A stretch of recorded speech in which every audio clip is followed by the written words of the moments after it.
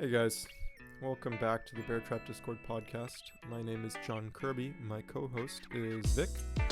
He's not here today.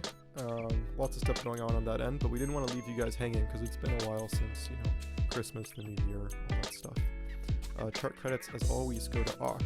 So I'm going to try and keep this episode short, actually, and I'm just going to talk through what I would call maybe the principles of Skew, because I've been using it a lot. I think a lot of you guys appreciated that episode, and we've also seen more demand for episodes that explain what the hell we're talking about most of the time, because I know that when we have a ton of charts, a lot of times it can get a little confusing and intense. So I only have 3 charts for you today. They're all Skew charts, and we're going to talk through this from the ground up. So the first thing I want to say is the way that we read this, right? We got strikes on the bottom, and then we have, it's called volatility at the mid on the y-axis over here. And the reason that it's called volatility at the mid is pretty simple. So for any given option, we have 3 major, let's call them, inputs, right? There's the strike price, there's the expiration, and then there's the option price. Every option is basically just a thing that is defined by those 3 essential qualities. And volatility or implied volatility is just another way to measure the option's price. And it just normalizes across strikes. So the idea is, right, if I'm buying a 20 vol 380 call, right, I would need to see around 20 points of realized volatility, not implied, realized volatility, in order for that call to be worth my while. And so we just get that out of those three inputs, so to speak. So because volatility is calculated from the option's price, and options are priced in spreads, right, bid and ask, we basically need to take the mid price and we calculate the volatility on the basis of the mid price. Now, when you see this Skew chart, right, you might ask, okay, well, are we calculating the volatility of the calls or the puts? And there's lots of different ways of doing this. The charts that we use, and I think this makes the most sense, is for the put side, right? Well, I'm already revealing what I'm going to say there. So anything below the spot, right, we're taking the implied vol from the puts. Anything above spot, we're taking the implied vol from the calls. Because the out of the monies are the most traded, right? Because those are the options that give you the most convexity. They give you the most exposure for your buck, so to speak, right? So we're just combining the out of the money puts, out of the money calls, and this is what you see. When we talk about option skew, we're usually referring to the fact that, hey, look, these puts are more expensive than the calls. There's a few different reasons for that. One of them is that the market moves down differently than it moves up. And this was something before the flash crash of 1987, that wasn't the case. It wasn't the case that we had this, what we call put skew. Skew was mostly flat. Ever since then, people started to realize, oh, damn, when things go wrong, they go really wrong, right? So the puts are more expensive because people are more scared of selling them, right? But the other reason is that in this market, just structurally, it's easier to go long than it is to go short. So there is more put demand than there is call demand.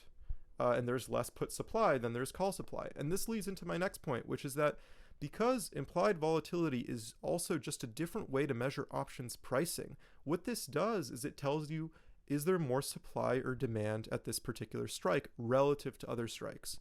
And that's really the keystone to how I read Skew. All right, so let's move on to a bit of a more interesting chart.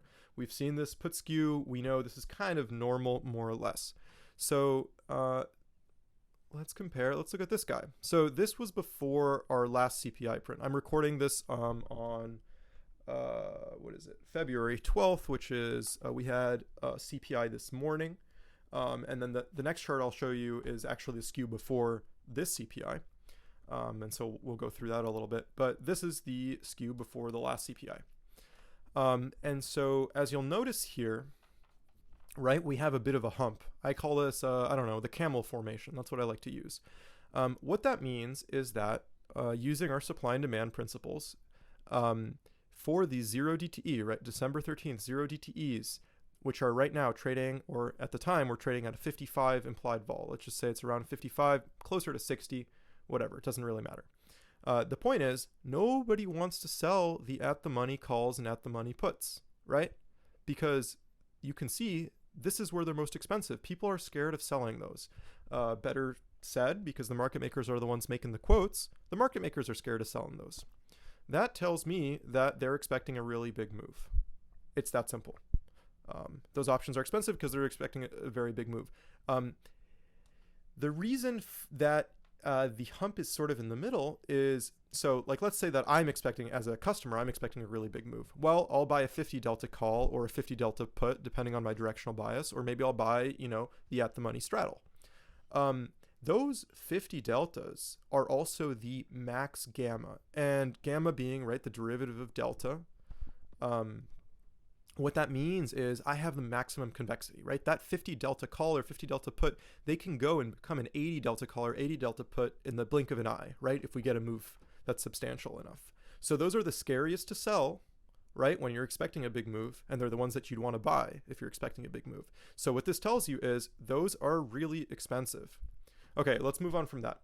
The next thing that we can see is, hey, what is the cheapest here? Well, on the 0 DTE, because that's what I'll look for first, right? These guys around, what would we say, 415, those guys are really, really cheap. That can tell me one of two things, right? It tells me, nobody wants to buy those. And people are happy to sell them for cheap. And so here's the comparison that we want to make. If we look at the March 17th in this case, right, that'll give us our default. So, okay, this is the default amount of put skew, right? There's always going to be some put skew. Now let's compare that to the 0 DTE. This guy is also kind of on an incline like this. So given that incline, are the calls a lot cheaper than the puts, right? If we're trying to discern market direction here. And the answer here is actually not really. Not really. It's basically flat, right? Because I'm adjusting for this bottom guy, right? Here I have a difference of about, really roughly here, 30 vol points over here to around, on the call side, around 20. So it's around 10 if I'm going out that far out the money. If I get a little closer here, and I'm looking at, let's say, 380 puts, which are trading at a 25 vol, and then the equivalent, 420 calls, which are about the same distance away. Those are trading at a 20 vol, right? So we're getting a 5-point vol difference between the same distance puts versus calls. And then if I look at these guys, it's also around a 5-point vol difference. In other words, if you adjust for the normal skew, then this top guy is giving you no indication of direction, right? It's just saying we're going to get a really big move. That's it. If you look at the next DTE down, which is this next line here, right? You can see that we're starting, as we go down the DTEs, right? Or I guess further out in time, you can see that we start to form pockets. And the reason for those pockets is, think about it from the perspective of an option seller, right? And this is counterintuitive to a lot of people, but let's say that the opposite of this is true, and I know that we're going to close at 400. Then the most bang for my buck as an option seller is to be selling you the 400 straddle, because both the call and the put, their volatilities are going to go to 0. Their implieds are going to go to 0. Their actuals realized are going to go to 0. They're going to be completely worthless. So I can make 100% on my vol selling trade if I sell the 400 straddle. Now, the same applies to these sorts of pockets. What I, as a vol seller, am going to offer up for the cheapest is where I think we're going to end up. It's that simple. So here it's clearly around 380, maybe a little bit lower, and then here it's around 420. So you can see that market makers were pricing in that we were going to get a move of around $20 from 400 by, what is this, 1, 2, 3 DTE, right? And that we're going to settle at either one of these little pockets. So they're really happy to sell that because, hey, remember, of course, these are out of the money puts. These are out of the money calls. So if I'm selling out of the money puts, which ones am I the most happy selling? Oh, the 380s, because that's where we're going to be. If I'm selling out of the money calls, which ones am I the most happy selling? The 420s, because that's where we're going to end up. It's really that simple. And then you can compare that across different expirations. But like I said, adjust for this bottom skew here, right? Because if you see that there's a 5 vol point difference here, you got to adjust that top one, because this is not telling you, hey, we're going to go to the cheapest part of the curve. We're going to squeeze all the way up to 420. No, this is telling you we have no idea what we're going to do. We have no idea. Now, to compare, let's look at the skew before this CPI, which is here. Now, this is different. This is really different because 380 right here. Okay, 25, let's say 23 vol points on the put side. Let's look at the equidistant guy here, about 420, and let's say that's around 18 vol there. 23, 18, 5 vol point difference. Okay, cool. Now let's look at the 0 DTE. This is for January 12th. This is today, right? So over here, we're looking at around 45 at the 380, right? 45. And then over here, what was I comparing to? 420. It's even less if we go all the way down here. I'll go, about halfway here. Really rough, right? 38. 45, 38, 7 vol point difference. If we were to go all the way out to 420, it'd be even more. So this is telling you that they're offering up the calls for cheaper than they're offering up the puts. Why does that? I mean, you guys should know by now why that says we're going up. What it means is that they're really, really, really happy to sell these far out of the money calls.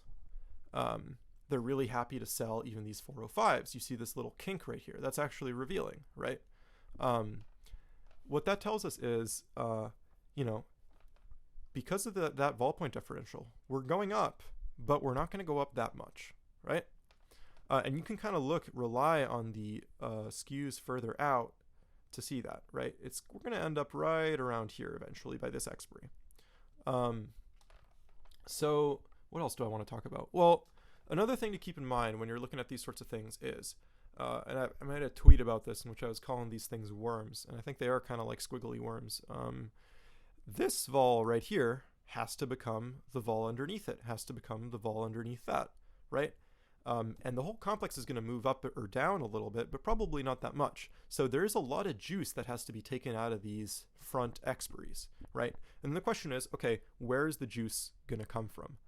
And the reason my thinking a lot of times is, hey, if spot were to not change, like let's say we stay around 394, 395 on SPY, and this entire skew curve collapses, right? This frowny face collapses. There is more implied vol juice coming out of the puts than coming out of the calls. Now, if you're a market maker and you have hedging obligations, what that means is that those puts are going to lose more value than the calls, meaning that you can actually start to release some of your shorts. In other words, you're getting longer, which is going to push us up. So not only should you be able to look at this and think about it statically and be like, okay, where's the pocket, right? Where's the cheapest part? What is it that they're willing to sell? Which straddles will they sell over other straddles, right? But you also have to be able to think about how this is going to move, right? What is going to happen when this guy becomes this guy becomes this guy? And then you see where the value is going to get squeezed out. And then that'll tell you how market makers' hedging obligations are going to change, which is going to tell you what sort of flows we're going to be getting into the market as that event takes place. In this case, we're looking at an event, right? Other times we don't have an event upcoming, and so that is going to sort of change what you're looking at. But the principles are the same, right? It's just supply versus demand and reading these curves in those terms. Now, I want to reiterate, because I think this will probably confuse a lot of people, and sorry if this sounds a little pedantic, but I want to make this episode as clear as possible.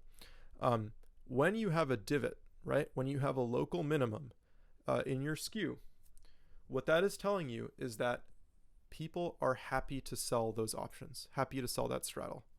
Now, that doesn't mean that we're going to go running in the other direction. It means that we're not likely to get past there. In fact, we might just go up and park right there. And then to know which of those two things is going to happen, you have to be looking at the rest of the curve, like I was talking about. I don't know. I hope that was clear. I know that some parts of this are a little bit counterintuitive.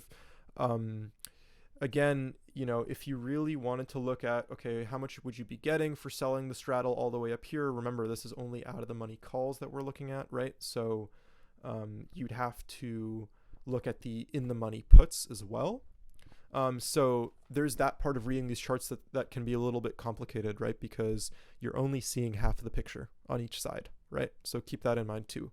But in general, these principles should be helpful, and I found them to be really, really accurate, especially lately, especially in terms of these 0 DTEs, and how they collapse into further ones. If you want to do calendar trades, if you want to take directional trades, whatever you want to do, if you want to have a measure of your overall portfolio risk, this tells you, how much risk are market makers pricing in to every expiry. That's extremely, extremely useful. Yeah, anyway, that's it for this episode, guys. I hope that was helpful, and I'll see you in the next one.